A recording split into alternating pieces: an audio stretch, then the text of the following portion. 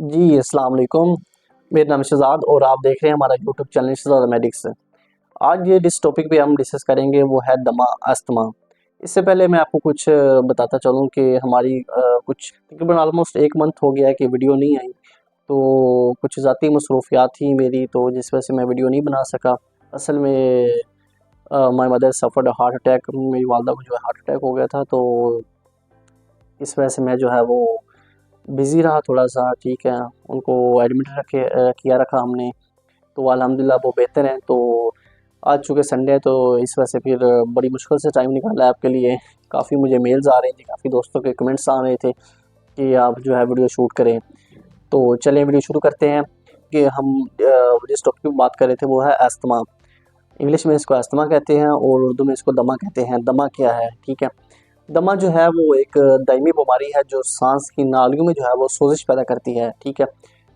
जिसकी वजह से जो है वो सांस लेने में काफ़ी दुश्वारी पेश आती है, काफ़ी मुश्किल पेश आती है। तो इसके बारे में मैं आपको ऐसी कुछ चीज़ें बताऊंगा जिससे जो है वो आप काफ़ी हद तक जो है इससे महफूज हो जाएंगे, इससे बच सकेंगे। आपको ऐसी इनकी मैं अलामात बताऊंगा। पहले नंबर पे जो है इसकी अलामात क्या हैं दमा की, अस्थमा की। उसके बाद जो है इसकी वजूहात क्या हैं, किन वजूहात की बिना पे जो है ये फैलता है, इसके जो इसके असबाब क्या हैं, ठीक है। उसके बाद मैं आपको बताऊंगा कि इससे हम कैसे बच सकते हैं।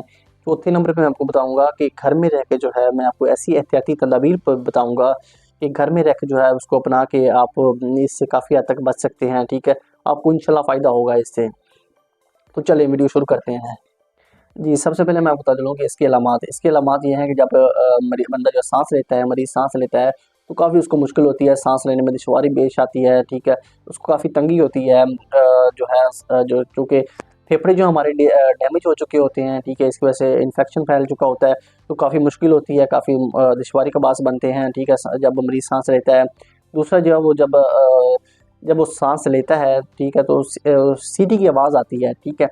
उसके बाद मैं आपको बता दूँ कि इसकी जो है तीसरी अलामत में आता है कि जब वर्जिश करते हैं दिन को या रात को खांसी होती है साथ-साथ। चौथा इसमें आ जाता है कि सीने में जो है जकड़न या दबाव होता है। फिर ये आपको बताएँगे कि इसकी वजूहात क्या हैं, दमा के मरीज़ों की वजूहात क्या हैं। तो दमा की वजूहात जो हैं सबसे पहले इसमें आ जाता है धूल, मिट्टी जिसे हम कहते हैं, ठीक है। पोलन ग्रेन्स आ जाते हैं, ठीक है। जानवरों के बालों से एलर्जी जो कुछ मरीज़ों को हो जाती है, उस ये भी इसमें शामिल है। उसके बाद जो है गाड़ियों से खारिज होने वाला धुआँ गाड़ियों से खारिज होने वाला धुआँ जो है वो भी इसकी वजूहात में शामिल है। उससे भी काफ़ी लोगों को जो है वो एलर्जी हो जाती है, ठीक है। खाने-पीने की अशिया से भी एलर्जी हो सकती है, ठीक है।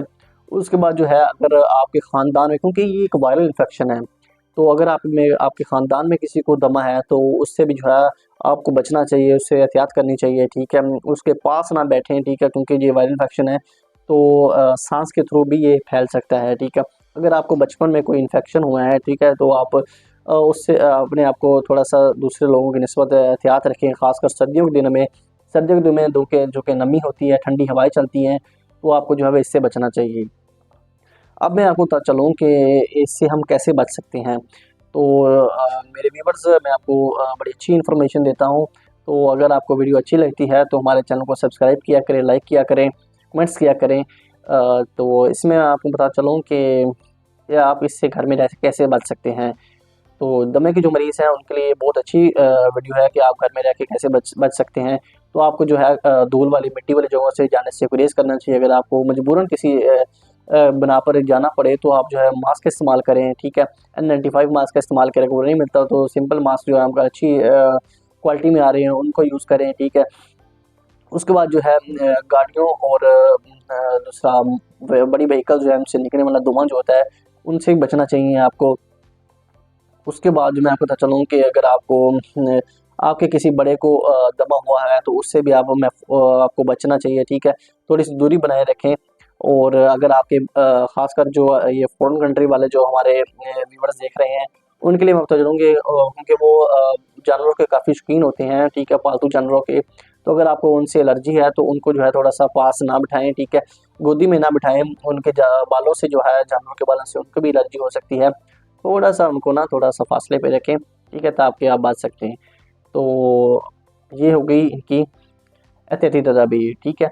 अब मैं आपको बताता चलूँ कि नाज़रीन, घर में रह के आप जो है इससे कैसे बच सकते हैं, जिसे हम घरेलू टोटके भी कहते हैं। तो बड़े ही एक दिलचस्प से मैं आपके लिए लेके आया हूँ। बड़ी रिसर्च के बाद हमारी जो टीम है बड़ी रिसर्च करती है, ठीक है। इसमें काफ़ी मेहनत होती है, एक वीडियो शूट करने के लिए काफ़ी टाइम लग जाता है। तो सबसे पहले मैं आपको बता चलूँ कि अगर आप दमा के शिकार हैं, दमा के मरीज़ हैं, ठीक है, या आपके इर्द-गिर्द के मरीज़ है, ठीक है, आपके दोस्त में कोई है, कोई दोस्त मरीज़ है इसका, ठीक है, तो आप उनको भी बता सकते हैं ये चीज़ें। तो सबसे पहले आपने ऐसा करना है कि कहवे के अंदर जो है 1 कप 1 कप के अंदर 1 चम्मच शहद का और थोड़ी-सी अदरक, इसको आपने 2 से 3 मिनट बॉयल करना है और दिन में 2 से 3 बार इस्तेमाल करना है। इंशाल्लाह जो है आप इससे काफ़ी हद तक जो है फ़ायदा उठा सकेंगे। और आप देखेंगे कि आप जो है पहले की निस्बत जो है काफ़ी जो है आप बेहतर होते जा रहे हैं। दूसरे नंबर पे मैं बता चलूँ कि इससे अगर आपको कोई नहीं फ़ाक़ा पड़ता, तो आपने जो है कहवे के अंदर जो है 1 कप शहद और 1 लौंग इस्तेमाल करना है। ये भी जो है काफ़ी हद तक आपको जो है वो इससे बचाए रखेगा, इससे महफूज़ रखेगा। पहले नंबर पे जो आपको मैंने बताया कि शहद के अंदर आपने 1 चम्मच शहद का और 1 थोड़ी-सी अदरक, क्योंकि अदरक जो है वो एंटी इन्फ्लेमेटरी एजेंट के तौर पे काम करती है। जो हमारी नालियाँ स्वेल हो जाती हैं, ख़ासकर हार्ट अटैक के मरीज़ जो होते हैं, डॉक्टर उनकी भी एडवाइस करते हैं कि आप जो है वो अदरक का इस्तेमाल करें। अदरक बहुत हद तक इससे कमी का बायस बनती है, ठीक है? कि आपने दूध के अंदर जो है लहसुन का इस्तेमाल करना है, 2 से 3 पीस उसके ले लें, ठीक है? उसको बॉयल करके आप 2 बार पिएँ, ठीक है? एक सुबह, एक शाम। इंशाल्लाह आप काफ़ी हद तक जो है इससे फ़ायदा उठा सकेंगे, ठीक है? तो अगर आपको फिर भी आराम नहीं आता, ठीक है, फ़र्क नहीं पड़ता, तो आप जो है वो जल्द से जल्द अपने डॉक्टर से रुजू करें, ठीक है? इससे कोई कोताही ना करें, क्योंकि ये जो ऐसी मर्ज़ है, ये फैलती चली जाती है और एंड तक जो है वो मरीज़ का पीछा नहीं छोड़ती, ठीक है?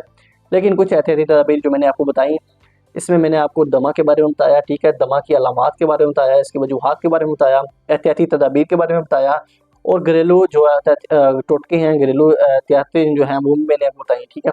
तो उम्मीद है आपको ये वीडियो पसंद आई होगी। अगर आपको वीडियो पसंद आई है तो लाइक करें, शेयर करें, कमेंट्स करें और भाई को दें इजाज़त।